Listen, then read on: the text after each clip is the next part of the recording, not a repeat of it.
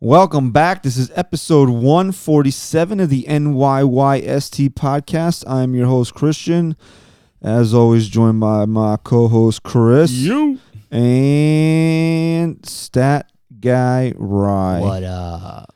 Yes. Are you ready for some football? Because baseball season's over. So, Yankees lost Sunday night. So, that's it. Series is over. It's a wrap. I mean, It was a good series. I really got to start getting into what Daniel Jones is doing. I'm sure you want to figure out, how well Carson Wentz is throwing the ball. Yeah. I mean, there's really not much else to say here. The series is over. Yankees, they're tied, but the series is over now. Done. So, did they play any games in New York yet? they played 0 games in the American League Championship Series at Yankee Stadium. But they have a win still? Yeah, the series, and it's over. The series is tied, but because they lost on Sunday night, the series is over. Was Yankee Twitter that bad last night? I'm not talking about the Boone haters and anything. I'm asking just in general. Because I tried to stay away from it because I was getting harassed the entire night by Astros fans. Harangued. Was it bad? Was it Was it a 5-star harassment? I think it might have been, yeah. Okay, so if you want to harass Chris, you want to give Chris a 5-star harassment, do it on iTunes. Leave us a 5-star rating and review and harass Chris. I wouldn't even call the cops. Call the cops on your ass, though. Okay, call the cops, bro. You got to give them a reason to call them. So, Ryan punches you in the face and I kick you in the face when you're down. So I think you guys are all talk with this punch in the face at this point. That's Ryan. If Ryan's gonna, No, I'm not talking. We have there's a deadline for it, so I'm. If Ryan's gonna pee out on it, I mean, can you just do me one favor? What's that? Not you, Me? Ryan. Yeah. What, I gotta move over? No. Back up. No. Can you make sure that I just don't have a dip in when you punch me? Oh no, I'm not making any promises, Okay. bro. I respect that. I'll make you swallow that dippies. No, but maybe I'll try. Or I'll hit you on the opposite side or whatever the dip's laying. Okay. In your mouth. That's fair enough. Right. So was Yankee Twitter bad? Was it more of hey, listen, tough loss, but we're heading back to New York 1-1? No, it was more like, hey, I know better than the manager does, so he's stupid and I'm smart, and Yeah. Well, and the sky is falling. If you're watching this episode, we got a little new breakdown of what we're going to talk about. So that's coming up. If you're watching us on YouTube, NYYST podcast, make sure you subscribe right now. Leave us a couple comments how you feel about games 1 and 2. I'm a little conflicted on this punch here because I'm watching him in the camera here. He's got that chin that just begs to be punched, but it could be so big that it might deflect. Too much fat here. It might not hurt him. It's so big. It's just like this big giant calcium deposit. It might not even affect him. I'm thinking, Jesus, punch right in the eye, and when he's got his glasses on, this way the glass shatters and gets stuck in his eye, and he has to wear an eye patch for the rest of his life. I was thinking jaw. No, I think go jaw. I think if you get your eye all cut up and shit I'll with figure something glass, out. that would be much better. Yeah, that's Yeah, fucking great. That would look cool. Maybe we'll get sympathy downloads. Whatever. Did you see this kid who has one fucking eye and just sits there and talks about the Yankees like some asshole? No. What? Me. Oh, you. that's him, I guess. I thought you were talking about somebody on Twitter. Did you feel bad for him, though, when I was saying it? No, I don't really feel bad for many Kinda. people. He has one eye. He's still got one other eye, Mm-hmm. right? How bad are you going to feel for a one-eyed guy? One-eyed guy. I agree. All right, so we're recording here Monday night. We said we would come back, and we finally kept the promise, so hooray for us. There's really not much to break down on Game 1, except for the Yankees won 7-0. Playoff Tanaka in full effect. 6 scoreless innings. I didn't even realize it. He allowed one hit. And faced the minimum. Yeah, because he had 2 double plays. Excuse me, so I had some DPs turned behind him. I think he walked a guy and one walk. Here's what I want to say about Playoff Tanaka. It's a real thing. It is. Now, there's analytics nerds on Twitter that they have their accounts, and their whole purpose of the account is to tweet analytics and try to prove to you that certain things aren't real. that a pitcher's Sierra, their fielding independent, PP, whatever it is, FIP, Tanaka's numbers are the same in the regular season as they are in October. So they're trying to tell you that playoff Tanaka is not a real thing. And it's just false. This is where I get lost on analytics. You can't tell me that playoff Tanaka is not a real thing. The guy has not allowed more than one earned run. Is it? It's right. No, 2. When did he allow 2 earned runs? He said, this postseason? No, when did he allow 2 earned runs in any postseason start? Last year. Did he? Yeah, a couple times. He has 2 games with 2 earned runs in the postseason. The rest are either 0 Okay, in the earned wild runs card game in 2015, he allowed 2 runs.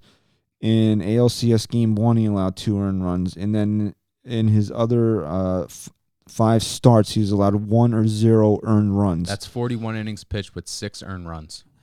Come on, that's a playoff Tanaka right there. That's dude. Look at the opponents too. You got Houston, Cleveland, Houston, Boston, Houston, Minnesota. They're boppers out there, dude. They're not scrub Orioles, Royals teams. And what's Tanaka's biggest weakness has been giving up the home run ball.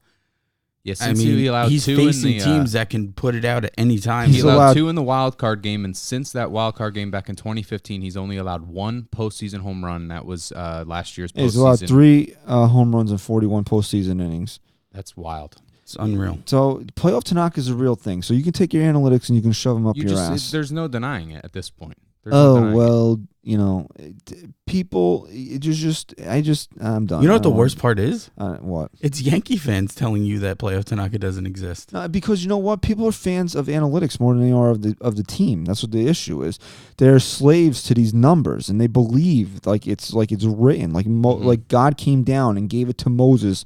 These are like the 10 commandments, and you cannot break them. That's what analytics are to these people. This is religion to them, and it's.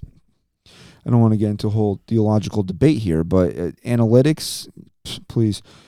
There's a place for them, but if you're going to tell me that playoff Tanaka is not real because his advanced analytics are close to being what they are in the regular season, it's just not true. If you want to give me statistics of a guy based on matchups or just what he's done in the postseason or what he's done on the road for the regular season, just stuff like that. You want to throw it my way just so I can see it, just so I can learn it, fine. But don't try and negate what you're watching based off of statistics. Don't try and tell me that playoff Tanaka doesn't exist. This guy's ERA in the postseason now is close to being 1. I think it's like 1.32. It's unbelievable. But Chris, there's so many mitigating factors, and you got to take into his hard hit percentage, and if he wasn't pitching, you have to make sure that they have metrics that make all the ballparks the same, and it's just too much for me. But here's the thing, for me, it's just like I feel this way throughout the whole season. But especially when it comes to the postseason, all I care about is how many runs is he giving up and how many runs is the batter scoring for us, producing for us. That's all I care about. If you're not doing something, one thing that the Yankees didn't do last night that they did every single game so far this postseason was find the productive outs. Even when guys were making outs, they were productive for a lot of the time, which led to bigger innings, which led to wearing down pitchers. Last night, Verlander didn't look unhittable last night, but that's what a great pitcher, especially in the postseason, does. They find a way. Clearly, he was on short rest against Tampa Bay. He just didn't have it. But last night, he really didn't have his best stuff, but he found a way the Nats to contain this right offense. Now. They're sweeping that series. Wow. I mean, if you're taking 2 in St. Louis, you're not going home and losing a game. Can we get off topic for one quick second? After the Nats won the National League Division Series, I think it won last Wednesday night. I think it was Thursday morning I tweeted this. I don't think it's a coincidence that the Nationals have now won 2, and and it looks like they're on the way to a possible sweep here. They won 2 winner-take-all playoff games, the wild card game and Game 5 of the DS, in come-from-behind fashion. I don't think it's a coincidence that happened after Bryce Harper left the ball club. We talked about this, in via text message, but I agree with you. And people will sit there and fight you on it, but his WRC plus is this, right? I don't. You know what? Again, this is where analytics lose me. You can't quantify everything that happens in numbers. Yeah, Bryce Harper's a great baseball player. That doesn't mean that he is a winning baseball player. And it doesn't mean that we're right in feeling this way. It's just what we're observing and what we've heard about what kind of guy he is. He seems like a guy who could be toxic in a clubhouse. I don't know. I mean, the Phillies were supposed to be a lot better than they were, right? They got rid of their manager, right? I mean, I don't know. I wouldn't put that all at Bryce Harper. No. I'm not putting that. Look at guys like David Robertson. Robertson was supposed to be a big piece of their bullpen. A guy pitched.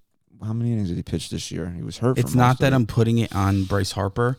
All I'm saying is he moves to a different city, and now that team is like in shambles. I mean, they were expected to be much better than they were, and now they're going to be trying to hire a new manager this offseason. I don't know. To me, I look at stuff like that, and if somebody wants to say it's a coincidence, fine, but I don't think it's a coincidence that all of a sudden now that they had. They were in the playoffs 4 out of Harper's 7 seasons in Washington, and they never got over the hump. The second that he leaves, they win 2 winner take all games from behind too. From behind, and look against a 106 win team in the Dodgers as well on the road. And I, as much as I say, and Harper wasn't just some piece; he was the face of that franchise. Oh yeah. And it's not that I'm putting it all on Harper. I think a lot of it had to do with Ryan says it all the time. We say it all the time on here. The timing of baseball is the most important thing in the world. And when the Nationals found a way to win that wild card game, whether it be on the hands of the right fielder, the Brewers or not, they found a way to come back and they rode that wave all the way through so far this postseason. So many clutch hits already for them so far. I mean, you had Juan Soto in that first wild card game. I think Soto again hit the tire against Kershaw, right? And then Kendricks hit the Howie Kendrick hit the walk off, not walk off, hit the grand slam. He hit a home run off of Kershaw. Grand slam. Yeah, they've just got some clutch Rendon hit the first. The grand slam wasn't off Kershaw. Rendon's having a nice postseason. Adam Eaton's starting to turn it on. The grand slam wasn't off Kershaw. I understand that, but Kershaw gave 2 home runs. I believe it was to Rendon, and then Soto hit the game time. I think so. home. But anyway. So yeah, I mean, just all right, nobody. All right, yeah. who gives a shit about them? All right, so now series is tied 1-1. Yankees lose a heartbreaker Sunday night. I think the game ended at 1:30 in the morning. Yeah, it was pretty quickly, pretty rapidly in that inning. And that's not the first time Fox nearly missed a walk-off home run because you didn't even realize it. A lot of people were complaining about that. Actually, for our broadcast, it was all right, but for some people, it just cut back on screen. Did it do that? No, I don't. It seemed like it just cut back on for me. We have FiOS here, and you have Optimum, right? So it could have been a little different. And I remember when Aaron Boone hit the walk-off in 2003, Fox barely made it back for that, too. Yeah, he was just walking up to the plate.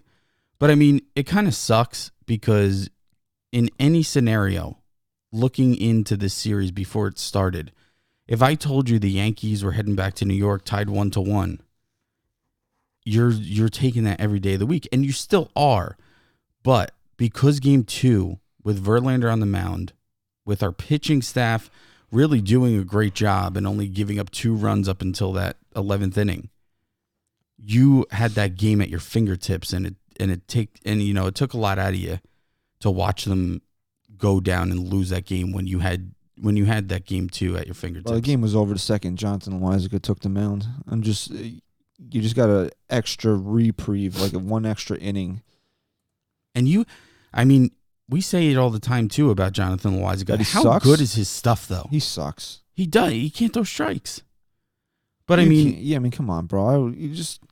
But, Gary's got to hit. Gary's got to come through there. I thought when he hit that ball off the bullshit rafters, whatever the hell they are, They're called steel girders. And then I'm like, home field advantage, right? Imagine he hits a home run here on this next pitch. Then he somehow gets this awful umpire to say he foul tipped it. And then the umpire in the back of his mind goes, I definitely fucked that one up. And he gives him a pitch 2 feet off the plate. Now I'm not sitting here saying Gary Sanchez got screwed. He got way more opportunities than he should have. But that doesn't make it excusable for that umpire to do what he did. You tell your kids 2 wrongs don't make a right. Right. Okay. So I agree, I fully agree with that. Because after that foul tip, what if he hits a home run? You screwed up, so now you're going to screw up again. Right. What if he hits a home run next pitch? Is that fair to the fucking Astros? I mean, that's bullshit. He should still be held accountable for that. I mean, Yankees couldn't hit though. Brett Gardner, he had a hit in the 6th innings. From that point on, they didn't have another hit again until Brett Gardner singled. All right, let's break down some of the moves. All right, I'm sorry.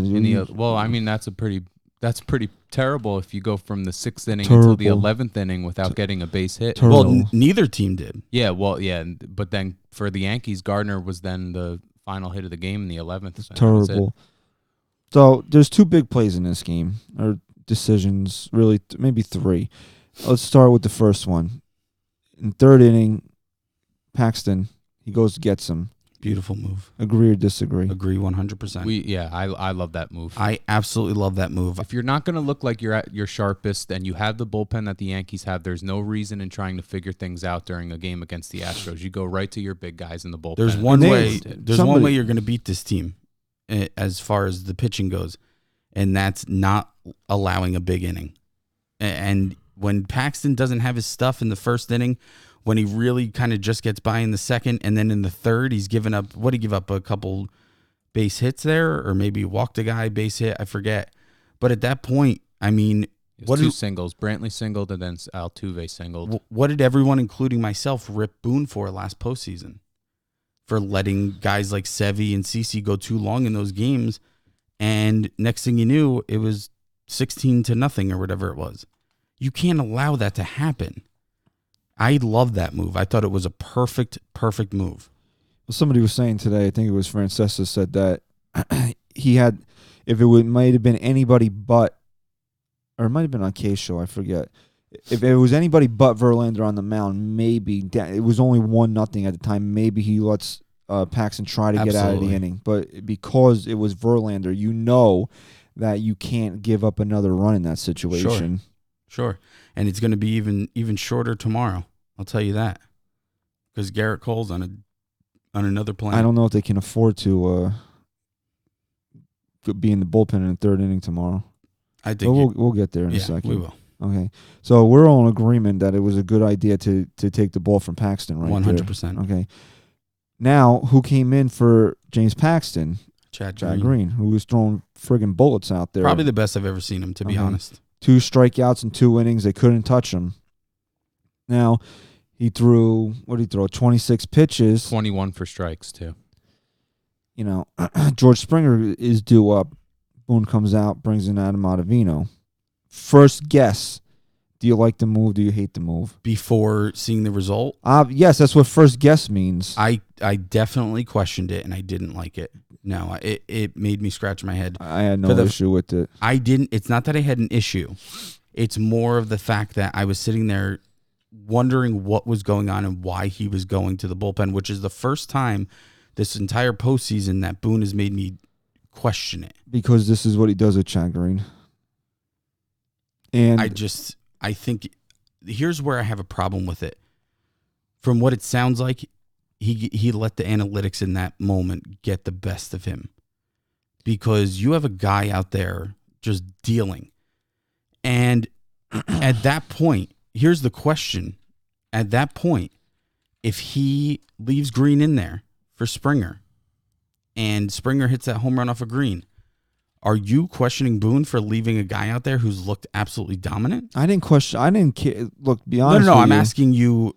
Would you feel in any way that Boone was at fault? I'm very indifferent towards the move because I think that if you follow the pattern of how he's been making pitching changes in this postseason and how he uses Chad Green, Adam Ottavino is coming into the game. That's just the way it is.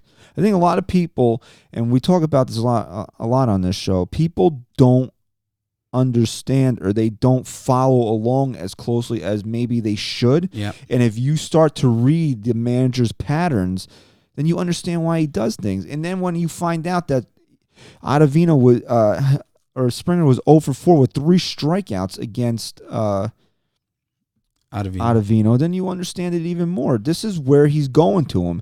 He got into the 5th inning. He wants to start going to Ottavino Canely in the 5th inning. He got into the 5th inning with a lead. Is that right or wrong? Right. So that's when he's going to start using those guys. Yeah. I had no issue with the move. Now the big problem is now that he hung a fucking slider and Springer hit it to the friggin' train tracks or wherever the hell he hit it, and the game got tied. Okay. Listen, shit happens. At some point, especially in the postseason with guys like Adam Ottavino, these guys have to be held accountable. And the problem that the fans have is that they're too quick to just rip the heads off of the manager and off of a hitter who's not hitting. But they don't look closely enough at the pitchers. Why? Let me say something. Adam Ottavino, going to Adam Ottavino in a game where you have a 1-run lead should never be a bad decision. That's why you have him. The fact that he couldn't execute what he needed to do is the issue. That's the issue. He's here to get that out. He's brought into that game just for what you said because he knows how to get Springer out. And he fucking literally should have just teed it up for him at that point. So why is that Boone's fault? I'm sitting here and I'm telling you I question the move. I don't necessarily agree with it. And I think he should have left Green in. And I'm not just saying that because Adam Ottavino gave up the home run. That's how I felt. But Aaron Boone did not tell him to groove a slider over the plate for George Springer to hit and tie the game. That's on him. And we got to hold him accountable. Yeah, and I agree. I didn't like the move when it happened. But at the end of the day, I mean, did the Yankees still have a shot to win that game? Absolutely. After that move didn't pay off? Yeah, they absolutely did, but they didn't friggin' hit the ball from the 6th inning on. So Green threw 26 pitches. His limit is really 30-35. You gotta understand all this stuff. You want to win last night's game. I completely understand that, but Aaron Boone still has to win 4 games in this series. Absolutely. Mm-hmm. This isn't the ALDS anymore. Okay, he's still got to win 4 games in this series. He's got 1. He's got to win 3 more. How do you do it? Now, if you blow your load with Chad Green to last night to 3 innings to 50 pitches, you're only really expecting 4 innings out of Severino game 3. I mean, he's gonna have a short leash. Who's gonna open the game on game 4? Right. These are all things that the Yankees are taking into consideration. I understand that it's the American League Championship Series, but it's not game 7. And it's not. I'm sorry, it's not an elimination game. It's not game 7. These things are going through Aaron Boone's mind when he's making pitching changes. It has to be. I fought Rye last night watching the game because he was saying you would lose. Jay Happ should have been brought into that game when CeCe was, and I was saying to him, dude, you need someone to pitch game 4, whether Happ starts or not. He needs to give you a lot of innings. You're not going to use him unless you absolutely have to. And even when they brought him in, I was shocked. Because it was right after we had the fight. It wasn't really a fight. No. But No, I get it. That makes sense. He started warming up at that point, and I was like, wow, Boone obviously wanted to win that game, and there really wasn't anyone left. But I'm not saying that you don't take it game by game. You absolutely do. But you do have to look ahead somewhat and say, if I lose this game, I'm really putting my team in a vulnerable spot moving forward. And here, you know what? And I got to shout him out here because it gets lost in the fact that the Yankees lost the game. Tommy Kahnle was outstanding yesterday. Yeah, 2 1/3. Fucking outstanding. You want to talk about 2 of the best outings I've seen from 2 Yankees? Chad Green and Tommy Kahnle might both have it last night. I almost hate to waste what Tommy Kahnle did in a losing effort, but he was amazing last night. Amazing. And, of course, going overlooked is Chapman throwing 1 inning and striking out the side. Well, here's the issue with Aroldis Chapman, and this is another thing that people don't understand, because you're hearing on the broadcast that Boone said that, I got Chappie for 2 innings tonight. Yeah, and then in the 10th inning, he's not coming out. Sabathia's coming out. He threw 25 pitches. It's not a safe situation. Yep. The game's still tied. If you really think that Aaron Boone is letting Aroldis Chapman approach 45, 50 pitches, you're not paying attention. Look, if they're winning 3-2, hey, I don't even go if they're out there. winning. I don't know if he's going to let maybe not Chapman. For but game 2, if it was like a game 6, game 7, I'm sure, right? You'd throw him Maybe out there. But- if it was a clinch. Yeah. But no, I agree. Not in a game. I Too just many pitches even for if him. they were winning, even if they scored in the 10th inning, I can't see a scenario. Yeah, I don't know. Maybe because he brought in Sabathia to get the lefty Brantley. Maybe he would have let Chapman come and get the lefty, and then maybe tried to piece it together with Weisiger Happ like he did anyway. Maybe he would have did that, but I can't imagine that he would let Chapman throw 45, 50 pitches, because then he's not used to doing that, and you're going to lose your closer for the rest of the series. you can't. Again, this is not a clinching. This was not a clinching game. This was not a game. A game where you're facing elimination, where you have to do anything to stay alive. Yeah, dude. If we would have went up 2-0, we're thinking sweep right now. But Yeah, but here's it's still you're still in an advantageous position here because you wanted to go home 1-1. You're going home 1-1. Yeah, I was going to just say that, it's not really the mindset to have in the postseason against a team like the Astros, but, you did your job. No, you don't want to say, oh, it's okay to lose, Right. but you got to understand something. This is, the Yankees are probably sitting and thinking, yeah, you know what? Even if we're trying to go for a sweep here, but how's that going to be possible if I burn Chad Green and Sure. I can't use him for games 3 and 4, and I might lose my closer because I'm asking him to throw 50 pitches in a tied game? How many times have we said that Boone is going to make these moves regardless of the score, even if it's tied, because he's going to rely on his offense to score a couple runs? They got into the Astros bullpen. At that point, when you're the New York Yankees and you're as dangerous of an offense as you are, you have to manufacture runs. You have to find a way to score a run there, and they didn't. That's where they lost the game. I'm sorry, but going into all that, you don't ever want to just say, "Hey, we did our job. We won one. That's it." But the goal, the way you beat a team that has home field advantage, is to steal a game. They stole a game. I mean, that's anyone's goal, to win all your home games and steal a game. The Yankees did that, and that doesn't go lightly. They have 3 games in New York where the Astros aren't very successful in the postseason. I'm sorry. Yeah, they won that game in the wild card, 2015, but it's a much different team, and they didn't win a game last year. Who on the Yankees is even 2017. positional wise besides Brett Gardner? There's probably nobody on that team. That's Tanaka. Well, position players besides Gardner. Who's on that? Is anybody on? Romine? Romy the homie? Maybe. I don't know. I don't think he was. I think 2010 Romine came up. So then he would have been on a team in 2015. Oh, I'm sorry. I'm thinking World Series team. Yeah, I think he did come up in 2010 though. But anyway, all right. The other move here is on in this. It was the 6th, right? Before you get to that move, can I just say one more thing? Okay. Okay. Everyone freaked out about home field advantage for so long. But the second the Yankees, everyone realize that the second the Yankees win game 1, they have home field advantage at that point. Because you have 3 games left in Houston, 3 games left at home.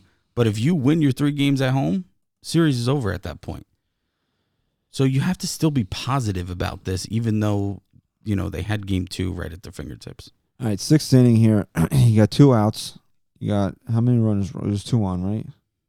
I don't know what you're referencing right here. The Gardner? No, when you got thrown out at home. Yeah, on the Gardner Yeah. hit. It was first and second. Yeah, he had 1st and 2nd with 2 outs. Gardner rips a ball. Correa, it was 2 Correa? Yeah, deflected by second No, it baseman was 2 Altuve. Altuve. Okay, so Correa picked it up. and then immediately DJ's out by a lot. It's not even really close. And then immediately everybody's ripping DJ for going Yes. home. Then they realize he was sent home. So now they're ripping Phil Nevin for sending Right. him. This is what no one paid attention to. If you saw the replay, Carlos Correa is nowhere near that baseball. It's unreal that he made that play. He made a perfect play, and with 2 outs in a tie game with Justin Verlander on the mound opposing you, you have to push the issue there. You absolutely do. And it's funny because I think it was that same inning when DJ was on first, there was a liner to the outfield and they tried to double him up. But I said to her, I'm like, he's just too smart of a baseball player. He knows how far he can get off there and get back. And then my immediate reaction to when he gets thrown out at home is, oh, shouldn't have fucking complimented him on that because that was a stupid move. And then you see the wider angle like you were saying, and you see Phil Nevin waving him home. If you really look at it, DJ kind of gets tripped up because he's in no way thinking he's going home, and he kind of stutters. If he doesn't do that, it's a lot closer of a play, but regardless, it's the right move, and it took an absolutely beyond perfect play to get him out, and Correa's just that good. And then if everybody likes to play the numbers, right, you would say 70% of the time you're scoring on that play, maybe even 80. It takes an absolute perfect play from the shortstop, Carlos Correa, to get DJ LeMahieu at home. Now, meanwhile, you have a hitter on deck in Gary Sanchez hitting 180. So now you have an 18% chance of getting a hit in the situation. So play your numbers. Right. And it's not like the ball was right in front of Altuve, right in front of Correa, and he ran. Correa made I can't stand him. I really can't. He's just not many shortstops are making that play. But he made an incredible play last night. And honestly, I don't fault Nevin and I don't fault LeMahieu for trying to score there. You have to push the envelope, and especially when Nevin's watching now where he sees the ball. I mean, what else? What else are you going to do? No, you have to. It's the right move. And like I said, first take on it, I was pissed. I'm like, what the fuck is he doing? But you look at it, 99 out of 100 times you're sending him. The only time maybe you're not is if Verlander and someone of a lesser caliber pitcher is on the mound against you, where you still feel like, you can get a big hit there. You're not that guy. You said it yourself. Gary's up, batting 180 or whatever. That's one factor of it. And the other factor. The hell is that? Playing ads?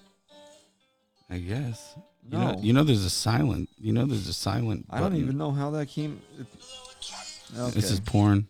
You're watching. It's porn. not. I'm trying to get some information on Stanton, which is our next topic on the show here. But lesser caliber pitcher, maybe you're risking it and holding him up and hoping you get that big hit, but you're absolutely not. I'm just gonna turn my volume down so I can open that up. I don't even know why the hell it's playing.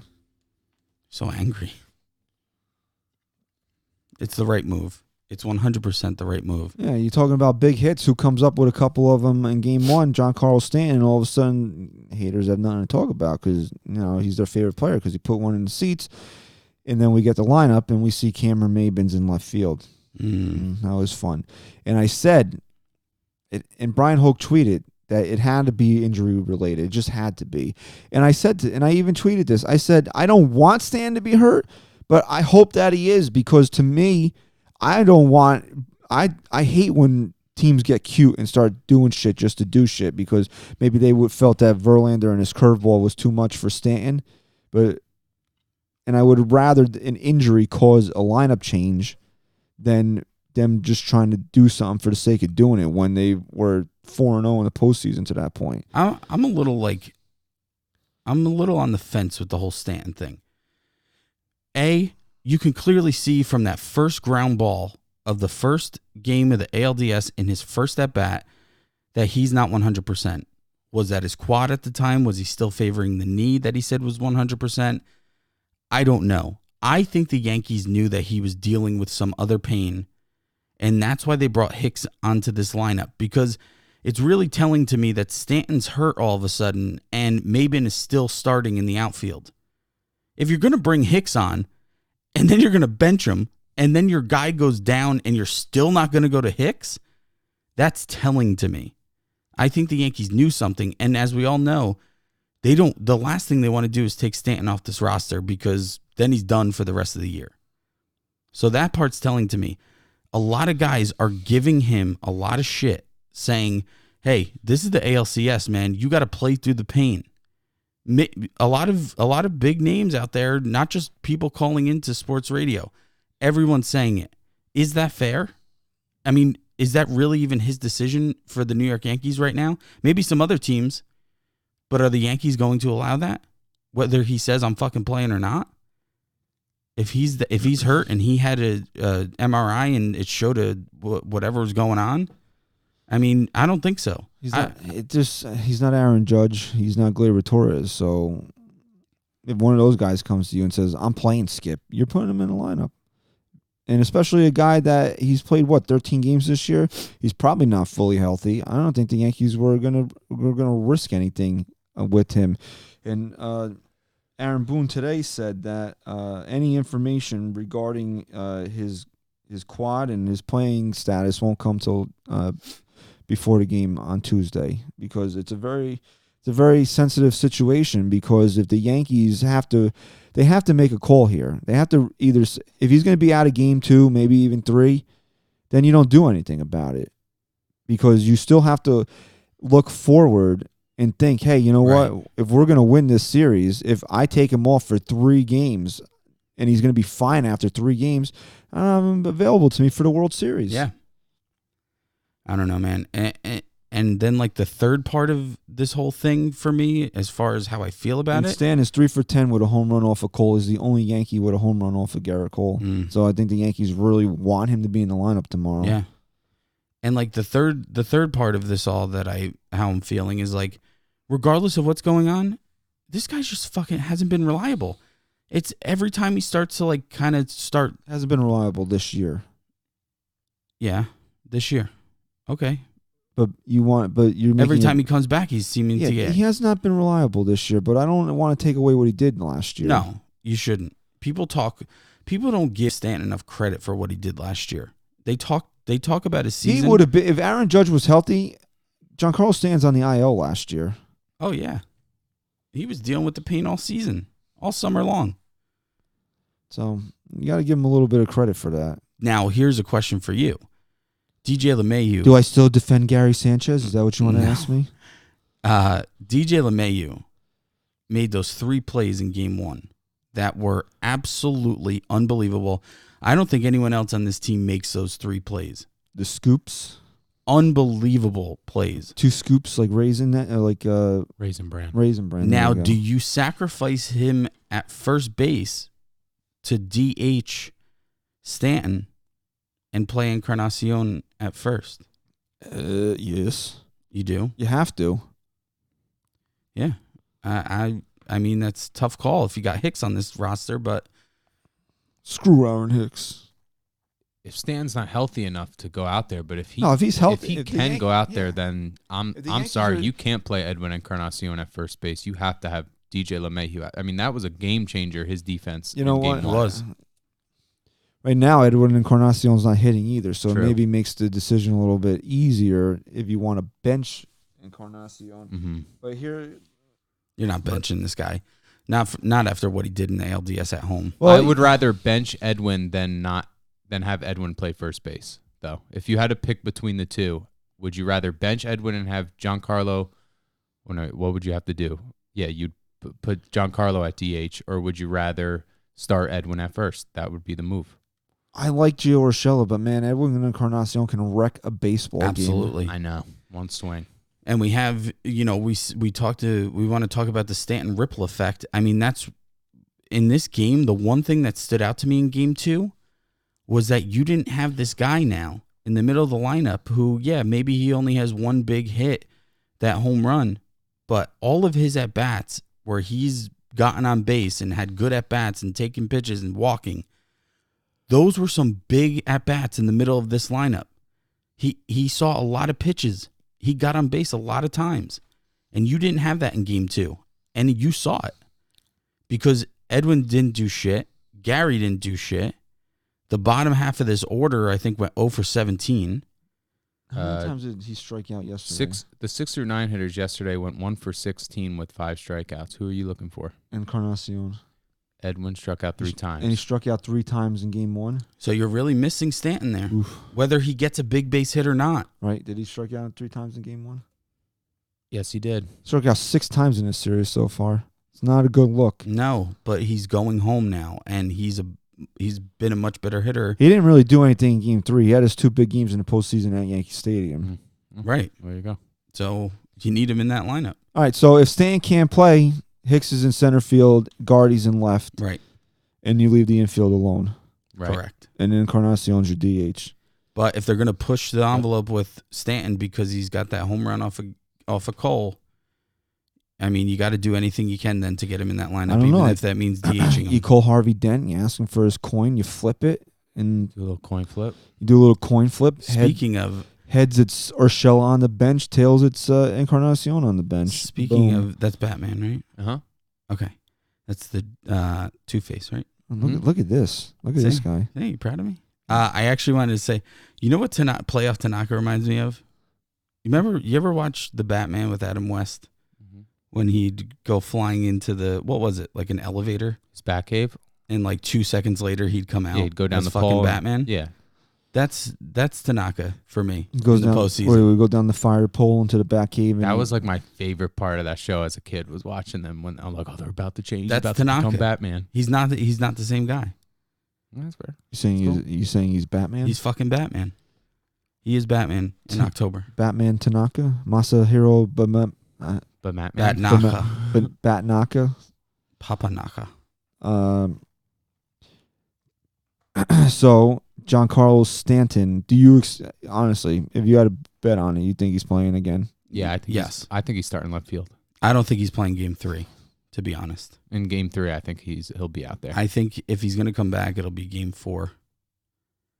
And if he does come back in game 3, I think a lot of this had to do with them not wanting to start him against Verlander. God, you got to get him some at bats against Cole if he's the only guy that has a home run against him. I don't think it has anything to do with not wanting him to get at bats against Verlander. He's legitimately hurt. Against Verlander or Cole? Verlander. Well, I said Cole. You think Brian Cashman? No, I was saying I said Brian Cashman's got a heart of ice. You think he really cares about anybody's feelings? Dude, especially and made up an injury just because they didn't want him to face Verlander? No, but that was one of the narratives. Especially how good he looked in game 1. I mean, he had a bomb home run. Yeah, you've been waiting for this guy to break out in the postseason. You know, you wouldn't bench him right after. You know what was the best? When the initial lineup came out, everyone who hates Boone, who's been waiting for something to just rip Boone for, they went at it. They were like, here we go. Stanton finally looks good. Now this fucking idiot takes him out of the lineup. Perfect move, Boone. Loser. And then all of a sudden he was injured. So who did it turn to? Gary Sanchez. It was also on Giancarlo Stanton. They gave him a reason to hate Giancarlo Stanton because they couldn't hate him after game 1. It's crazy, guys. It's crazy. So we're here. The only other thing we need to really just bring up briefly is Glaber's 5 RBI night in game 1. See my tweet about it? No one cares about your tweet. Oh, yeah. A lot of people did, actually. He's I got all these likes. I got all these likes. Most RBIs in a game, in a postseason game since Robinson Cano 2011 with 6. And that's actually the franchise How record. many did Matsui have in the World Series? In that game, 6. 6. He's also it was a shared record between Cano, Matsui, Bobby Richardson, and Reggie Jackson. Yep. Reggie Jackson didn't realize he was on live TV today and he was dropping a bunch of F-bombs on MLB Network. No way. Yeah. He's a great guy. Awesome. Cool. Great guy. I don't know, whatever. Okay. Look ahead here. We're tied 1-1. I think the biggest factor in this series going forward here could be the weather. It is not supposed to be very good on Wednesday. No. I still think they play, though. Not with the weather reports I've been hearing. I heard it's going to stop. I heard it's going to be bad during the day, but it's going to stop. Ryan, why don't you have internet, bro? I don't know, man. I got to figure it out for you, bro. It keeps going goes in and out. It's all right. I'm not complaining. It's the in and out internet. In and out internet. It's the outer net. Right now, it's the outer net. Yeah, it's right now. It's not. All right, here we go. Wednesday. This is what I got right now. Showers early, steady rain later in the day, 68, winds 15 miles an hour. Which is good. Chance of rain 100%. Wednesday night, rain ending, low 47. Chance of rain 100%. Possible rain fall of over an inch. So it says rain ending, but then it goes on to say possible rain of over an inch. Oh, that's what meteorologists do. It's going to be, regardless of whether it's not going to snow, but it's 100% going to snow. Regardless if it's raining or not, it's going to be a nasty night on Wednesday. It's going to be 47 because it's going to pour all day, even if it stops for game time. And I think you have an advantage. I think the Yankees have an advantage at that point. Bless you. Okay. I think the Yankees have the advantage at that point. You got a team who plays half their games whenever it's a little too cold or a little too humid. They play in Houston, you dickhead. When is it cold? Okay. You ever been to Houston? At this time it's of year, 100 degrees outside. It was 70. At night, it was 70. Some yesterday. nights gets very cold. Dirty hoe bag. You were gonna call me a hooker. No, I wasn't. I was gonna call you a whore. A whore. Anyway, so they're not used to those elements. I don't think anybody's used to those elements. And if you can get that kind of disadvantage from Cole, maybe not getting a good grip on that ball. It's advantage Yankees at that point. Well, even if Sevy can't either, it's still an advantage for the Yankees to try and actually do something against Cole. First of all, idiot, that's Tuesday. Okay, Sevy versus Cole is Tuesday. Okay, so then I didn't cancel that game. Randomly pull this sweatshirt out of the closet today. This is my Ivan Drago sweatshirt. I wore it purposely because the way people talk about Garrett Cole, you would think that he's some Siberian monster. He is like Von Drago was in Rocky IV. Now, I'm going to do this here, right? Okay, we're gonna make the correlation. Will the Yankees be? There was 2 fights that Von Drago had in that movie. First one, Creed. He killed Apollo Creed. Okay, he killed Apollo Creed. In the second one, he went toe to toe. He gave Rocky brain damage, but Rocky won the fight. So, which of Von Drago are the Yankees getting? Are they getting the one that's going to kill them, like legit kill them, or are they going to be the one where they're going to go to war but win the war? Where are we going with this? I just think Garrett Cole's too good to not give him the respect and saying, I don't think the Yankees are going to do anything off of him. You don't think they're going to do anything off him? No, I think he's that good, man. I think he's due to slip up. Now, Maybe. Whether or not that means the Yankees tattoo him, but I think the Yankees could scratch a couple, at least a pair off of him at home. Hey, I'm going to be a meteorologist right now. I don't think the Yankees are going to do anything off of him, but they 100% could get to him and score a couple runs and win the game. I mean, he's due for a clunker, right? He had 15 strikeouts his first start, 10 his second. What? I hate that, because I feel it too. Like when a team's going in, if the Yankees are going into a big series and they just won 6 straight games, you're almost feeling like shit. They're due to lose. I hate that. Yeah, and then they're playing a team that lost 6 in a row, and then they lose the series. And the you're first inning. But why is Garrett Cole due to have a clunker? Just do you want to hold on? The odds, but do you want to know when this all started? He's 18-0 since he had a few bad starts to start the year. He's 18-0 with a 1.66 ERA. Because if you remember Rocky IV, when right Rocky now. lands that hook and cuts the Russian, Duke in the corner screaming, "See, he's man. He's not a machine. He's a man." So maybe we get a Rocky. So Rocky are the Yankees? Then LeMahieu has to be the one that does it, right? Because he's the machine. That's true.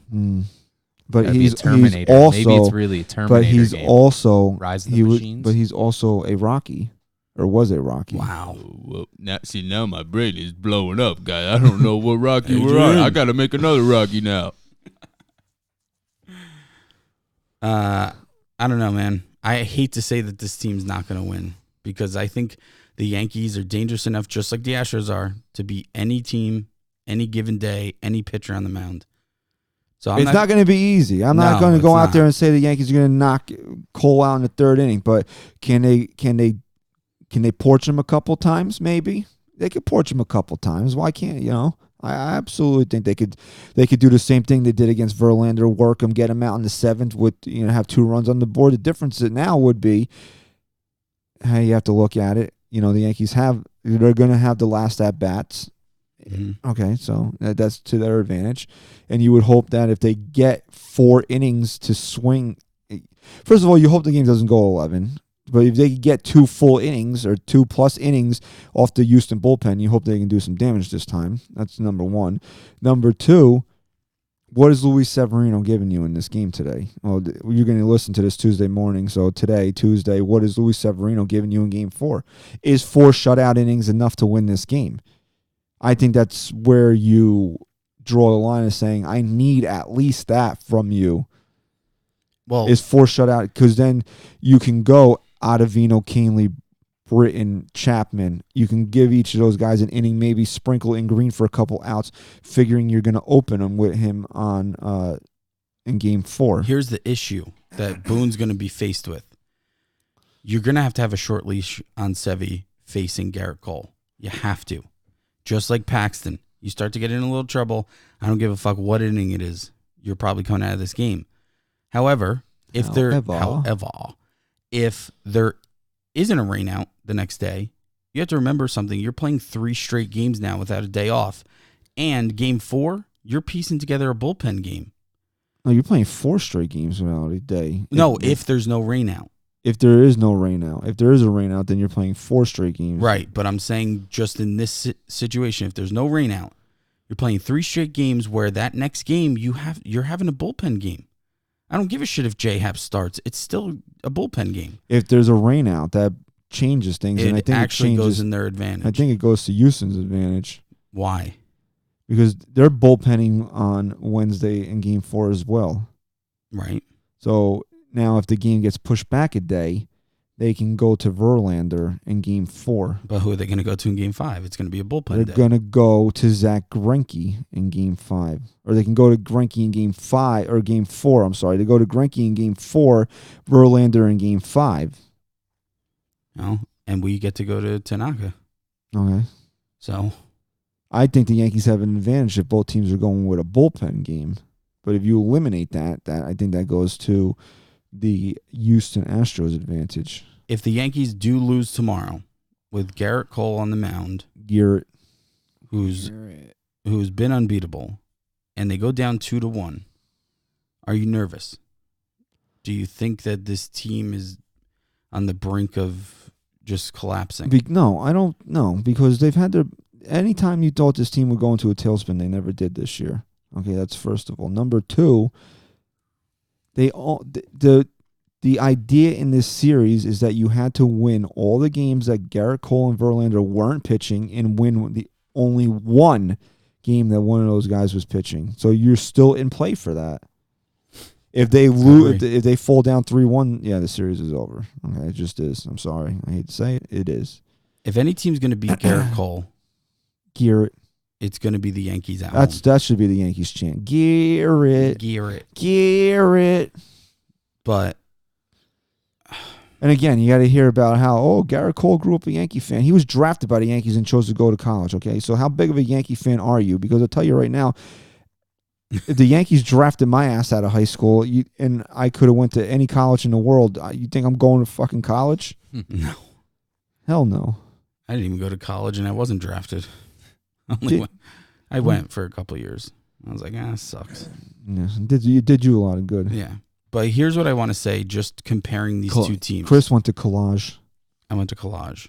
Here's what I want to say comparing these two teams. Not really statistically, just more of just their makeup. The Yankees all year would come into a big series and maybe get shit on the first game, and you would think, man, this team's they're going to get swept. And they'd come back the next day and win some friggin' big-time game and not even let it affect them, where most teams would. The Astros are that same team. For them to come out and really grind, and yeah, it wasn't easy for them, but for them to come out and still put that game aside, that 7-0 game, and come out and win when you only had 2 runs on the board, that's a fucking great win by them. But the series hasn't gone off script yet. It has not. Which team is going to go off script? I see the Yankees going off script. That means that they win tomorrow. Right. Because Right. even if Houston wins tomorrow, that's still not technically going off script, right? In your eyes? Yeah, No, because that is still the that script. formula. That is the script. if you're writing the script for the series, the Yankees had to win game 1, and Houston had to win game 2 with Verlander on the mound. So right now it's going to script. Which team is going? If Houston, if you think about it, Houston doesn't have to go off script because their script is to win every start that Cole and Verlander make, and if they do that, they're going to the World Series. The Yankees are the ones that have to they have to rewrite the script. They have to figure out a way to win one game where Verlander and Cole are pitching. And you know what? If they need, honestly, they have to do it tomorrow. Everybody, the Shadows. Who cares about the fucking Shadows? Okay, I don't care. Go out there. The sun's clearly not going to be out. What? I keep thinking fucking tomorrow is the rainy day. Damn. Go back to collage, bro. I got all my rainy days mixed up, man. Strike out. Fuck. I think the biggest key to tomorrow's game is getting Severino into the 5th inning. If the Yankees get to Severino into the 5th inning tied or with a lead, the Yankees are winning this game. Well, hey, part of the Astros script too is not only to win with Verlander and Cole, but to win with them going deep into that game. And if the Yankees can just stay patient against Cole and make him throw a lot of pitches, you gotta like their chances. The more, obviously, any team, the more pitches they see, the better chances they have. But especially with this Yankees team, I've never seen a team grind out at bats the way they have outside of game 2. They didn't let Verlander finish 7, which is a victory for them. It is. That's why that game is so tough to swallow right now, because you did get into the Astros bullpen with a tie game. You have to, and you went to your big guns. I know Adam Ottavino let up that home run, but everyone else aside of him was absolutely brilliant. You can't fault J Happ for that last night, because J Happ shouldn't be pitching in the bottom half of an extra inning game. You have to win that game in Houston. When you're that close, you have to win that game before the Astros have a chance to get up in any bottom 9 moving on with the tie game. If you can't scratch that run with Gary Sanchez up at the plate, you're not winning that game. So we got game 3 Tuesday. It's going to be a 4:08 start, and you know what? Everybody's just got to just shut up about the schedule, okay? They just have to shut up about it, because I know it sucks that the game's on at 4:00, but what do you want Major League Baseball to do? 5:00. Okay, and there's still gonna have people bitch and complain that because 5:00, 80% of people are leaving work at 5:00. That's prime commuting hours is at 5:00. But you just got to shut up and deal with it. How's it? First of all, we're all Yankee fans, so we don't really care about about anybody else. But how's that fair to National League Championship Series that they have to play all afternoon games? It's not. And Major League Baseball is not going to do that to their other teams. They're not going to show favoritism towards the Yankees. Maybe if it wasn't on TBS, I'd be a little more, unbiased. To who? To the National League. Okay. Anyway, okay. So that's number 1. Yeah, and number 2, they used to play. They used to play the World Series at 1:00 in the afternoon during the week. When, in 1920? It doesn't matter. Because they didn't have fucking lights at stadiums. Okay, so if you were a big baseball fan, how would you couldn't even listen? There wasn't TVs then. Okay, you're missing the point.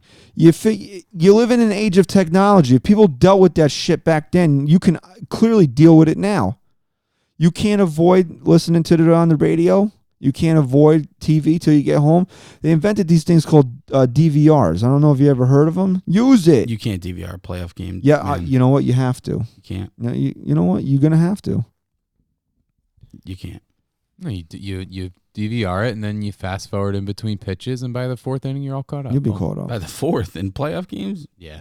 All the pitching changes. By the 2nd.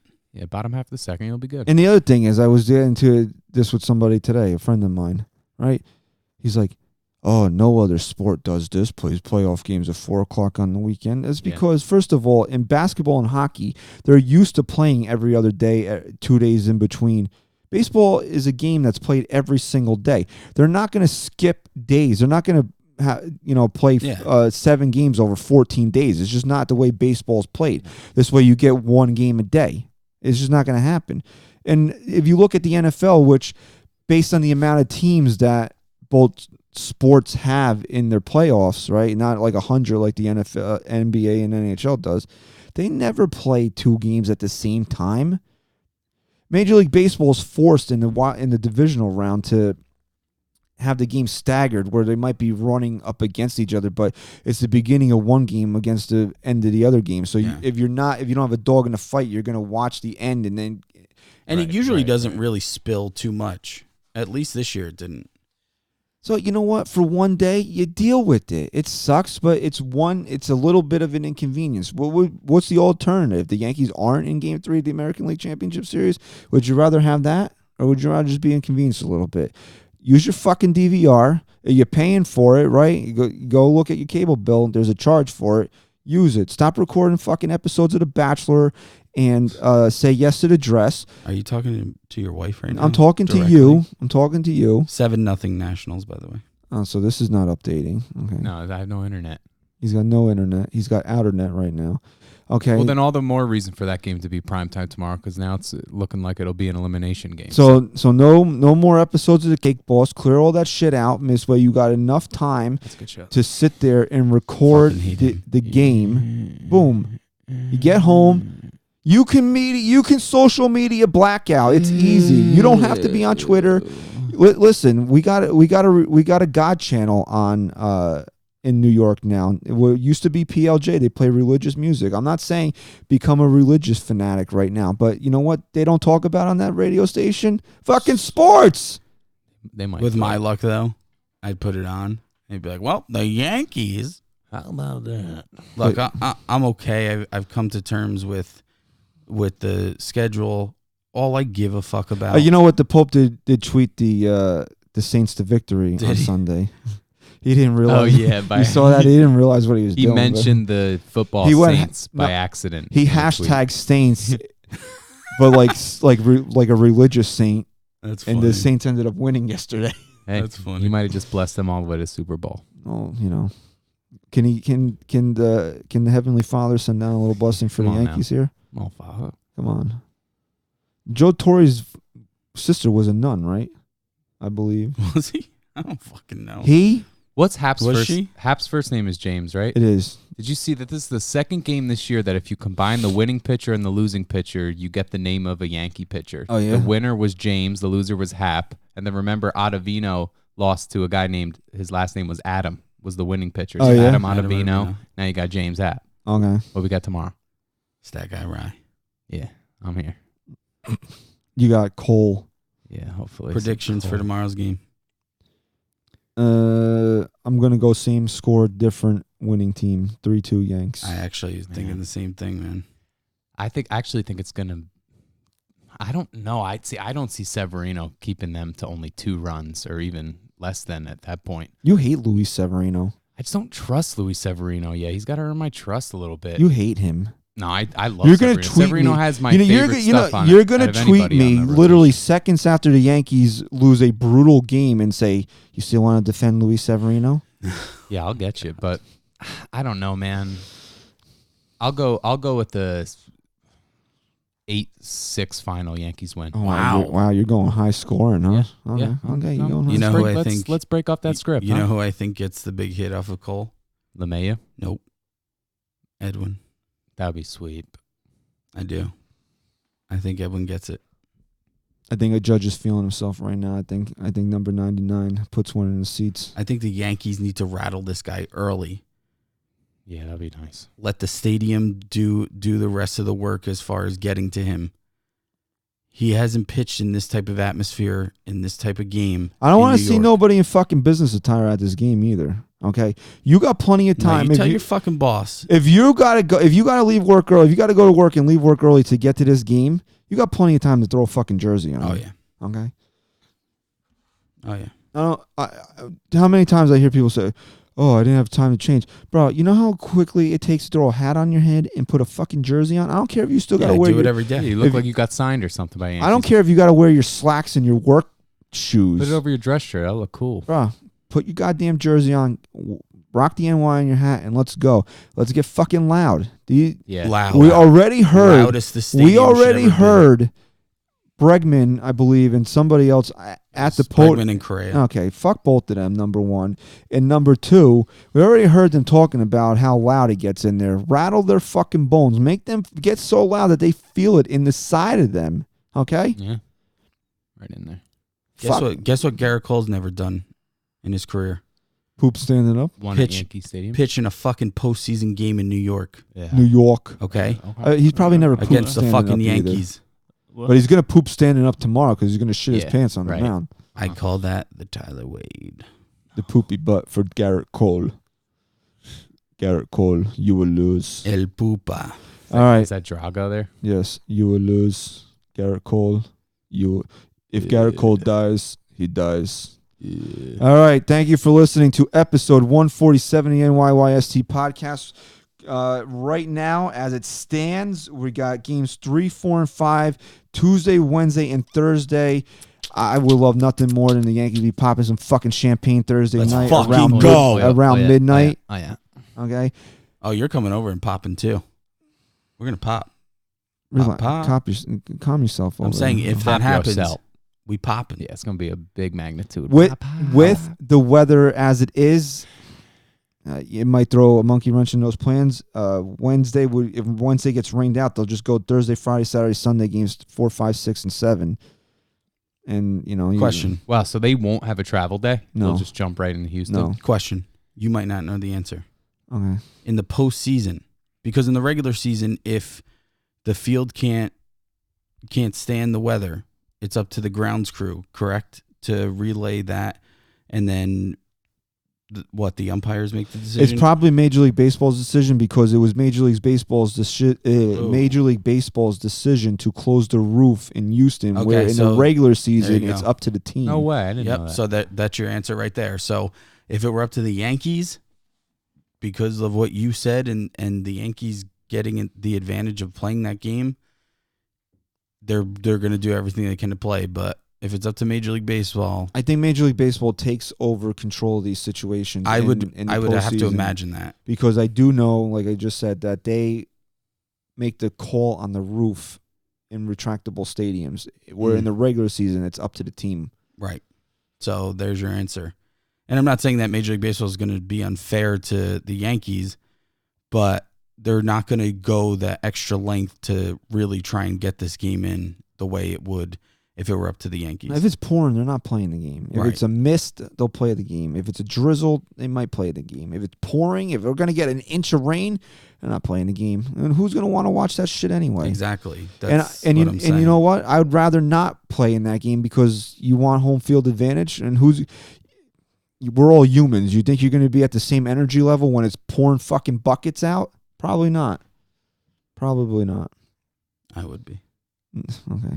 And there will probably be 18 people crazy enough to sit in the stands while everybody else will be undercover in the clubs.